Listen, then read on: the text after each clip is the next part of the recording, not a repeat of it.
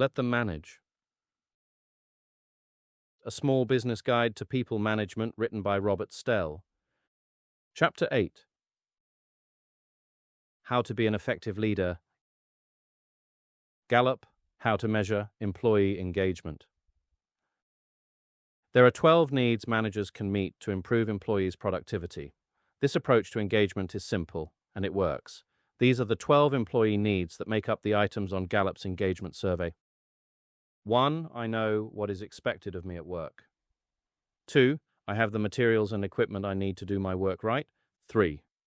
At work, I have the opportunity to do what I do best every day. 4. In the last 7 days, I've received recognition or praise for doing good work. 5. My supervisor or someone at work seems to care about me as a person.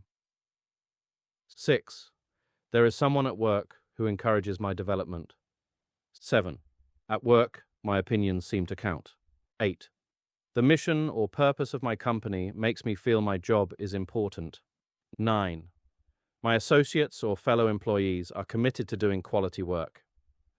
10. I have a good friend at work. 11.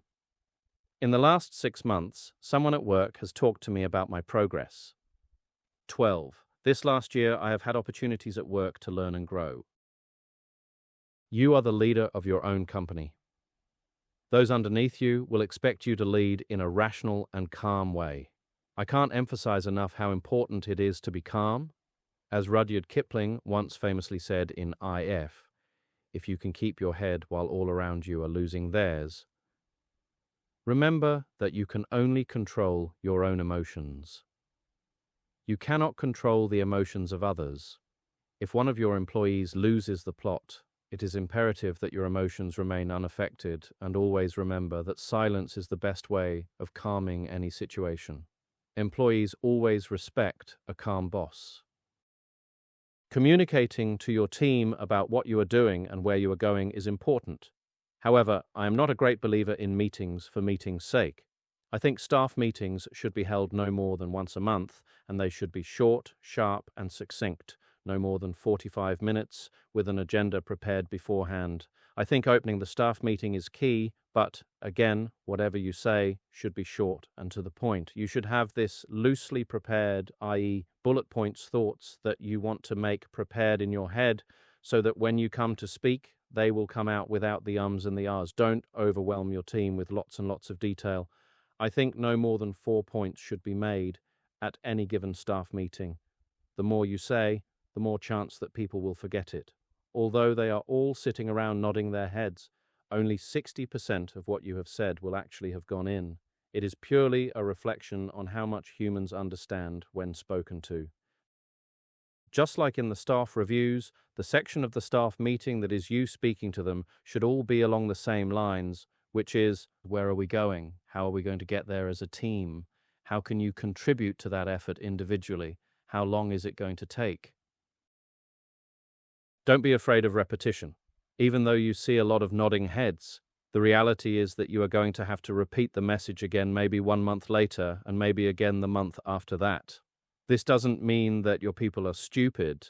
It's just normal human behavior, and repetition does not in fact annoy people. It just makes your message clearer. There is a difference between positivity and boosterism. The latter is a form of expression which would indicate that everything is awesome all of the time. People soon get tired of this, so in my opinion, you should be realistic, but you should also be on the positive side of realism. If you are not on the positive side of realism, then why on earth do you have a business? Realistic and positive goals that are achievable by you and your team will increase your team's self-belief. Unrealistic goals set by you for your team that are not achievable due to their unrealistic nature will destroy your authenticity and credibility. Things will go wrong. This is an inevitable fact. As sure as night follows day, things will go wrong.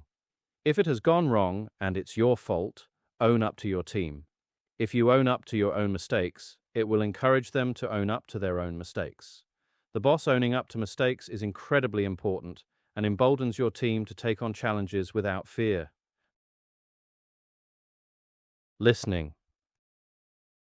Listening is something that most people find difficult to do.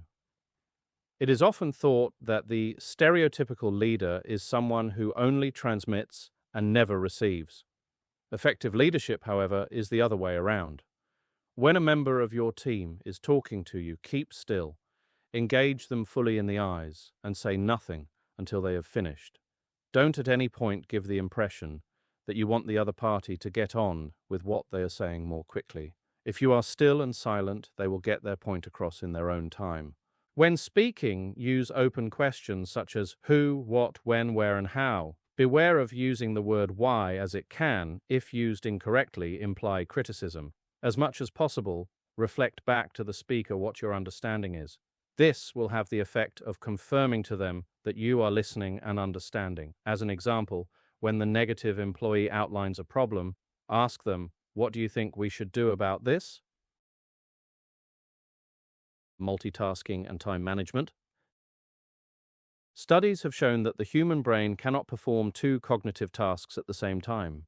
Whilst it is possible to talk and cook, it is not possible to write an email and reconcile a spreadsheet at the same time or write a presentation whilst holding a telephone call. The cognitive process in the human brain is a linear processor.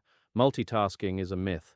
Effective time management means, as much as possible, concentrating on one task at a time. Do not be tempted to believe you are superhuman just because you're the boss. Authenticity. As a leader, you must be consistent. If you are someone who seems to change their mind all the time, you will lose credibility. It may sound obvious, but under-promising and over-delivering will improve your credibility and authenticity over time. Over-promising and under-delivering will destroy it in no time. If you are consistent with your own visions and how you go about things, your people will start to be able to predict how you will react.